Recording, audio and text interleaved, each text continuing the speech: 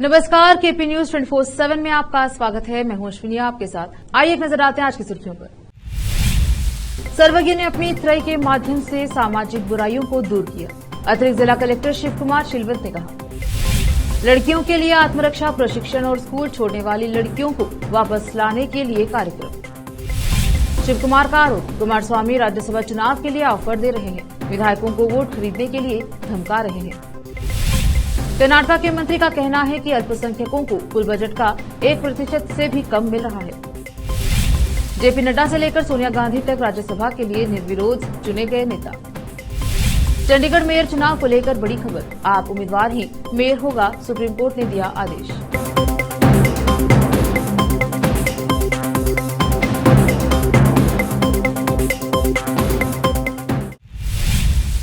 अब समाचार विस्तार से। संत कवि सर्वज्ञ अपनी त्रिपदाओं के माध्यम से उस समय के समाज में निहित सामाजिक मूल्य थे। अतिरिक्त जिला कलेक्टर शिव कुमार शिलवत ने कहा कि उन्होंने अंधभक्ति को दूर किया है। उन्होंने मंगलवार को जिला प्रशासन, जिला पंचायत और कन्नड़ एवं संस्कृत विभाग बीदर के सहयोग से जिला रंग मंदिर में आयोजित संत कवि सर्वज्ञ जयंती कार्यक्रम का उद्घाटन करते हुए यह बात कही। सर्वज्ञ का जन्म हावेरी जिले के हिरेकेरू तालुका के मासूर गांव में हुआ था और उन्होंने अपने छंदों के माध्यम से लोगों के अनुभवों का प्रचार किया और सामाजिक परिवर्तन की शुरुआत की। उन्होंने कहा कि उनके 10,000 से ज्यादा श्लोक मिल चुके हैं और इस पर और शोध किए जाने की जरूरत है। जब हम छोटे थे, स्वामी हमारे घरों में सर्वज्ञानवर कहते हैं कि जो दिया जाता है वह स्वयं से छिपा होता है और दूसरों से छिपा होता है। उनके कई श्लोक बहुत सार्थक हैं और वे आज के समाज के लिए बहुत प्रासंगिक हैं। इससे पहले जिलाधिकारी कार्यालय में संत की भव्य चित्र की पूजा आदि कर एक भव्य जुलूस निकाला गया, जो शहर के विभिन्न मार्गों से होते हुए जिला रंग मंदिर पहुंचा। विशेष संवाददाता की रिपोर्ट। जिला प्रशासन, जिला पंचायत, महिला एवं बाल विकास विभाग बीदर, तालुका पंचायत, स्वास्थ्य विभाग, शिक्षा विभाग और पुलिस विभाग बीदर ने बेटी बचाओ बेटी पढ़ाओ योजना के तहत मनल्ली क्षेत्र के सरकारी हाई स्कूल में कार्यक्रम लड़कियों के लिए आत्मरक्षा प्रशिक्षण और स्कूल छोड़ चुकी लड़कियों को वापस लाने के लिए एक कार्यक्रम की योजना बनाई। कार्यक्रम का शुभारंभ स्कूली बच्चों द्वारा ज्योति जलाकर किया गया। विशेष संवाददाता की रिपोर्ट। कर्नाटक के उप मुख्यमंत्री डीके शिव कुमार ने दावा किया कि उनके पास जानकारी है कि जेडीएस नेता एचडी कुमारस्वामी राज्य में 27 फरवरी को होने वाले राज्यसभा चुनाव के लिए कांग्रेस विधायकों को वोट खरीदने के लिए ऑफर दे रहे हैं। कर्नाटक में राज्यसभा चुनाव का माहौल भाजपा जेडीएस गठबंधन द्वारा अपना दूसरा उम्मीदवार उतारे जाने से गर्म हो गया है। हालांकि गठबंधन के पास चुनाव में 4 सीटों में से केवल 1 जीतने की ताकत है। कांग्रेस की कर्नाटक इकाई के प्रमुख शिव कुमार ने यहां संवाददाताओं से कहा, हम जानते हैं कि एचडी कुमारस्वामी किसे फोन कर रहे हैं, क्या बोल रहे हैं और क्या पेशकश कर रहे हैं। हमारे विधायकों ने हमें सारी जानकारी दे दी है। हम बीजेपी की रणनीति से वाकिफ हैं। यह पूछे जाने पर कि क्या विपक्षी दल क्रॉस वोटिंग की कोशिश कर रहे हैं, उन्होंने कहा, क्या भाजपा बिना किसी कारण के उम्मीदवार खड़ा किया है। उन्होंने अपनी ताकत आजमाने के लिए उम्मीदवारों को मैदान में उतारा है। देखते हैं 27 फरवरी मतदान दिवस को कौन किसे वोट देता है।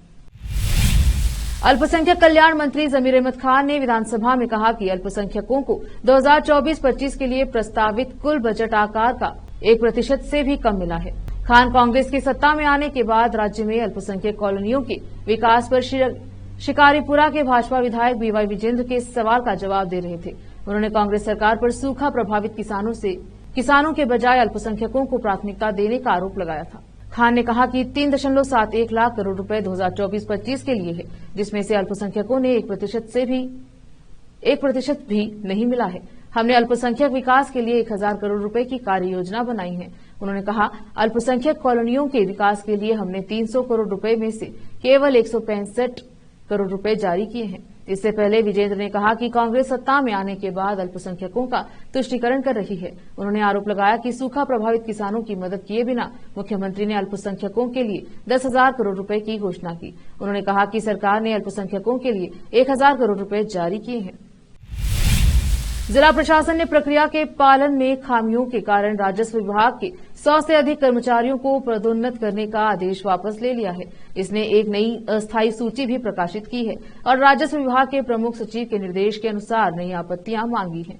राजस्व विभाग में सहायक और ग्राम विकास अधिकारी के रूप में कार्यरत 68 कर्मचारियों को मई 2023 में प्रथम श्रेणी सहायक के रूप में पदोन्नत किया गया था। उन्हें जुलाई 2021 में पूर्वव्यापी प्रभाव से लाभ के साथ पोस्टिंग भी दी गई थी। ऑडिट टीम, जिसने कई मामलों का अध्ययन किया, जिसमें पाया गया कि पदोन्नति देते समय इन कर्मचारियों पर चल रही विभागीय जांच और रिक्त पदों की संख्या के विवरण पर विचार नहीं किया गया। अगस्त 2023 में तत्कालीन उपायुक्त ने जिले में राजस्व विभाग में कार्यरत 33 ग्रुप डी कर्मचारियों को पदोन्नति दी थी, लेकिन उन्होंने कर्मचारियों की वरिष्ठता का ख्याल नहीं रखा। इस कारण सरकार ने वर्तमान उपायुक्त फौजिया तरन्नुम को प्रोन्नति वापस लेने और खामियों को दूर कर नए सिरे से सूची तैयार करने के निर्देश जारी किए हैं। रुकते हैं छोटे से ब्रेक के लिए, जल्द लौटेंगे ब्रेक के बाद।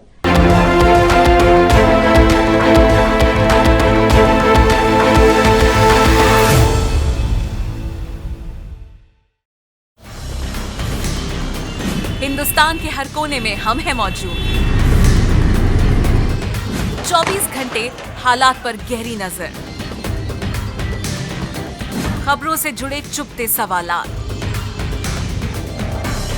और आपको दिखाता है धार्मिक, सामाजिक, राजनीतिक,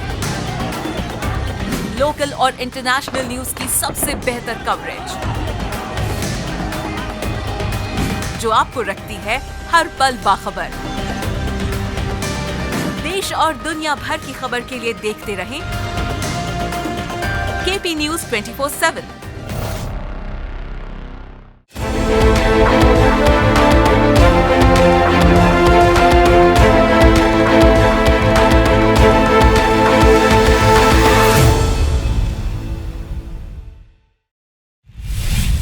ब्रेक के बाद स्वागत है आपका। देखते हैं समाचार।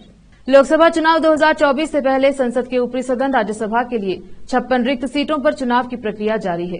उत्तर प्रदेश, राजस्थान, गुजरात, बिहार, महाराष्ट्र समेत विभिन्न राज्यों की राज्यसभा सीटों के लिए नामांकन की प्रक्रिया पूरी हो चुकी है। बता दें कि राज्यसभा पहुंचने की रेस में भाजपा के राष्ट्रीय अध्यक्ष जेपी नड्डा और कांग्रेस नेता सोनिया गांधी भी शामिल हैं। ताजा जानकारी के अनुसार कई राज्यों में उम्मीदवार राज्यसभा के लिए निर्वाचित भी हो गए हैं, जिनमें जेपी नड्डा और सोनिया गांधी का भी नाम शामिल है। आइए देखते हैं राज्यसभा पहुंचने वाले नेताओं की लिस्ट। गुजरात में राज्यसभा की 4 सीटें रिक्त थी। इन सीटों पर भाजपा के राष्ट्रीय अध्यक्ष जेपी नड्डा, गोविंद ढोलकिया, यशवंत सिंह परमार और मयंक नायक राज्यसभा के लिए गुजरात से निर्विरोध ही। विधानसभा में भारी बहुमत के कारण गुजरात से भाजपा के ही 4 नेता राज्यसभा पहुंचे हैं। बिहार के सभी 6 उम्मीदवार राज्यसभा के लिए निर्विरोध निर्वाचित हो गए हैं। राज्यसभा के लिए बिहार से बीजेपी के 2, आरजेडी के 2, जेडीयू के 1 और कांग्रेस से 1 उम्मीदवार चुनाव मैदान में थे। सभी को निर्विरोध राज्यसभा का सदस्य चुन लिया गया है। बीजेपी से भीम सिंह और धर्मशिला गुप्ता ने नामांकन दाखिल किया था, जबकि जेडीयू से संजय झा को उम्मीदवार बनाया गया था। जबकि राष्ट्रीय जनता दल से मनोज झा और तेजस्वी के करीबी और उनके राजनीतिक सलाहकार संजय यादव के अलावा कांग्रेस से अखिलेश प्रसाद सिंह ने नॉमिनेशन फाइल किया था। सभी 6 उम्मीदवार राज्यसभा के लिए निर्विरोध निर्वाचित हुए हैं। राज्यसभा में राज्यसभा की 3 सीटों के लिए नामांकन दाखिल किए गए थे। इनमें सबसे बड़ा नाम कांग्रेस की पूर्व अध्यक्ष सोनिया गांधी का था। अब कांग्रेस उम्मीदवार सोनिया गांधी के साथ साथ भाजपा के चुन्नीलाल गरासिया और मदन राठौड़ राजस्थान से राज्यसभा के लिए निर्विरोध निर्वाचित हो गए हैं। राज्यसभा चुनाव के लिए मध्य प्रदेश से सभी 5 प्रत्याशियों को निर्विरोध निर्वाचित घोषित कर दिया गया है। बीजेपी के 4 और कांग्रेस का 1 प्रत्याशी राज्यसभा के लिए निर्वाचित हुए हैं। भाजपा ने 4 प्रत्याशियों केंद्रीय सूचना और प्रसारण राज्य मंत्री एल मुरुगन, उमेश नाथ महाराज, माया नरोलिया और बंशीलाल गुर्जर को चुनाव में उतारा था। वहीं कांग्रेस ने अशोक सिंह को राज्यसभा के लिए नामित किया था। 5 ही प्रत्याशियों में से किसी ने भी नाम वापस नहीं लिया। ऐसे में दोनों ही दलों की प्रत्याशियों को निर्विरोध चुन लिया गया है। चंडीगढ़ मेयर चुनाव मामले में सुप्रीम कोर्ट ने आदेश दिया है कि आप उम्मीदवार कुलदीप कुमार को चंडीगढ़ नगर निगम के मेयर पद के लिए वैध रूप से निर्वाचित उम्मीदवार घोषित किया जाए। बता दें कि चंडीगढ़ मेयर चुनाव को लेकर आज सुप्रीम कोर्ट में सुनवाई हुई, जिसमें कोर्ट ने भाजपा उम्मीदवार की जीत रद्द कर दी और आप के कैंडिडेट को मेयर घोषित कर दिया। इसके अलावा चुनाव अधिकारी रिटर्निंग ऑफिसर को नोटिस भी दिया गया। सुप्रीम कोर्ट ने कहा है कि अफसर ने झूठ बोला। सुनवाई के दौरान कोर्ट में चीफ जस्टिस ने रिटर्निंग ऑफिसर द्वारा अमान्य घोषित किए गए सभी 8 वोटों को मान्य करार देने का निर्देश दिया। इन वोटों पर रिटर्निंग ऑफिसर ने क्रॉस लगाया था। इस मामले पर सुनवाई करते हुए सीजेआई ने कहा कि सभी वोट कुलदीप कुमार के पक्ष में थे। रिटर्निंग अधिकारी ने अपने अधिकार क्षेत्र से बाहर जाकर काम किया है, उन्होंने अपराध किया है और इसके लिए उन पर कार्यवाही हो। दिल्ली में मंत्री और आप नेता सौरभ भारद्वाज का इस मामले में बयान सामने आया है। उन्होंने कहा है कि दुनिया की सबसे बड़ी राजनीतिक पार्टी भाजपा मेयर चुनाव में कैमरे पर कदाचार करती दिखी। यह देश के लिए चिंता का विषय है। जहां न कैमरा होगा न माइक्रोफोन, वहां पार्टी क्या कर रही है? आप उन सभी जगहों पर केंद्र सरकार पर कैसे भरोसा कर सकते हैं? सुप्रीम कोर्ट ने इस मामले में केंद्र सरकार को बेनकाब कर दिया है। केंद्र सरकार के सर्वोच्च वकील ने सुप्रीम कोर्ट के समक्ष पीठासीन अधिकारी का प्रतिनिधित्व किया।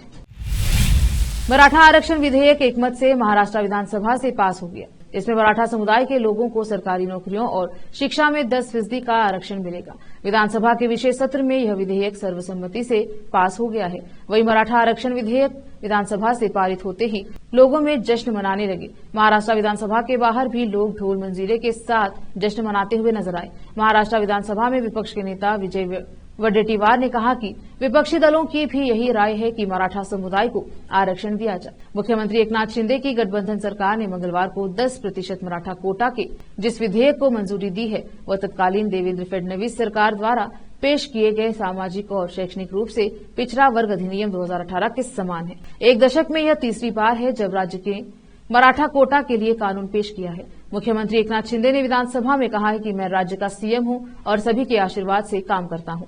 हम जाति या धर्म के आधार पर नहीं सोचते हैं। हमारे प्रधानमंत्री हमेशा कहते हैं सबका साथ सबका विकास। अब वक्त एक और छोटे से ब्रेक का, जल्द लौटेंगे ब्रेक के बाद। हिंदुस्तान के हर कोने में हम हैं मौजूद। 24 घंटे हालात पर गहरी नजर, खबरों से जुड़े चुपते सवालात और आपको दिखाता है धार्मिक, सामाजिक, राजनीतिक, लोकल और इंटरनेशनल न्यूज की सबसे बेहतर कवरेज जो आपको रखती है हर पल बाखबर। देश और दुनिया भर की खबर के लिए देखते रहें केपी न्यूज 24/7।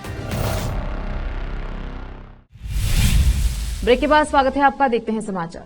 बिहार के सीतामढ़ी में नेता प्रतिपक्ष और पूर्व उप मुख्यमंत्री तेजस्वी यादव की जन विश्वास यात्रा के दौरान मंच टूट गया, जिसके बाद मौके पर अफरा तफरी मच गई। हालांकि तुरंत माहौल को शांत कर लिया गया। इस दौरान कुछ नेताओं को हल्की चोटें भी आई हैं। हालांकि ये घटना उस समय हुई जब तेजस्वी यादव सभा स्थल पर नहीं पहुंचे थे। ऐसे में एक बड़ा हादसा टल गया। बता दें कि जन विश्वास यात्रा के तहत पूर्व उप मुख्यमंत्री तेजस्वी यादव की सीतामढ़ी डुमरा हवाई फील्ड में रैली थी। वह सभा को संबोधित करने आ रहे थे, उससे पहले ही मंच टूट गया। जिस समय मंच टूटा वहां रीगा के पूर्व कांग्रेस विधायक अमित कुमार टुन्ना लोगों को संबोधित कर रहे थे। इसी बीच मंच पर अधिक भीड़ होने की वजह से वह टूट गया। इस दौरान वहां कुर्सी लेकर बैठे नेता भी धड़ाम से गिर गए। गनीमत रही कि पूर्व उप मुख्यमंत्री तेजस्वी यादव उसके 10 मिनट बाद पहुंचे। मंच टूटने के कारण तेजस्वी यादव जिस बस से आए थे उसी की छत से उन्होंने कार्यकर्ताओं और पहुंची हुई भीड़ को संबोधित किया।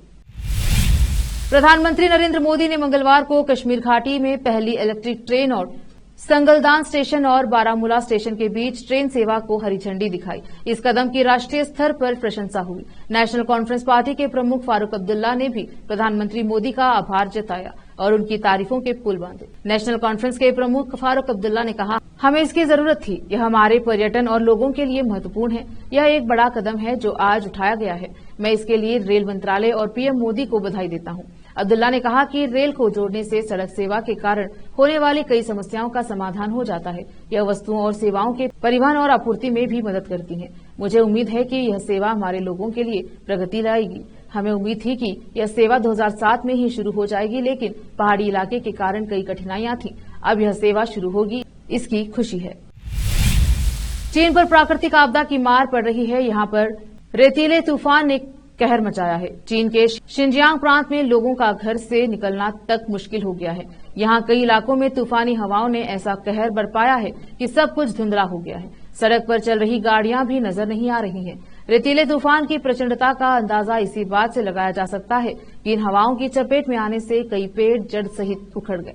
इस दौरान कुछ पेड़ों को हवा में उड़ते भी देखा गया। पूरा आसमान नारंगी रंग का हो गया है। रेतीले तूफान की वजह से हजारों लोग शिनजियांग प्रांत के अलग अलग हिस्सों में फंस गए हैं, जिसके बाद पुलिस ने लोगों को रेस्क्यू कर उन्हें सुरक्षित जगह पहुंचाया। बीजिंग स्थित CGTN समाचार चैनल की एक रिपोर्ट के अनुसार रेतीले तूफान ने झिंजियांग के तुरपान में वाहनों को क्षतिग्रस्त कर दिया, जबकि रेत के बवंडर के कारण विजिबिलिटी कम होने की वजह से कई यात्री भी सड़क पर फंसे रहे। रिपोर्ट में यह भी कहा गया है कि 17 फरवरी की सुबह हामी शहर धुआं से ढका हुआ था, जबकि आसमान रेत और धूल से ढका हुआ था।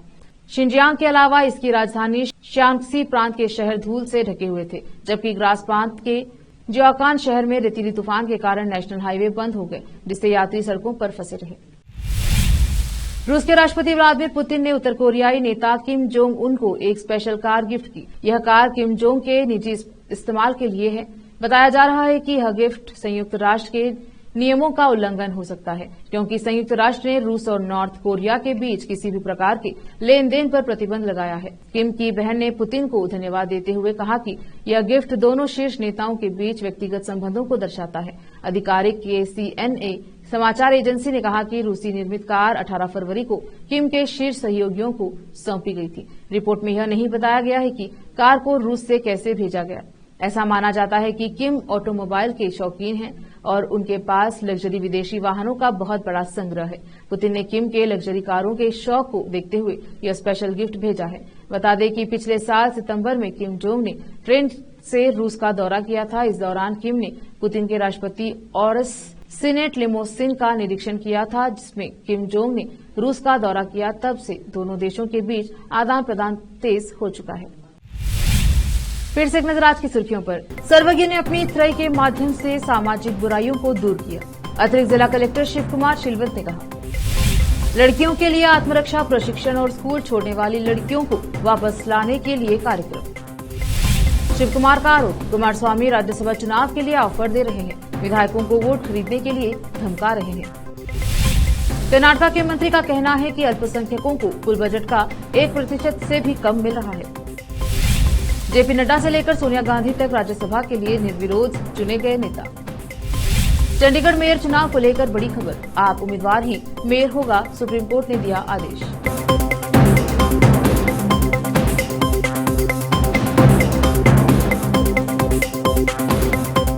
केपी न्यूज के बुलेटिन में आज इतना ही। देखते रहिए केपी न्यूज 24/7। धन्यवाद।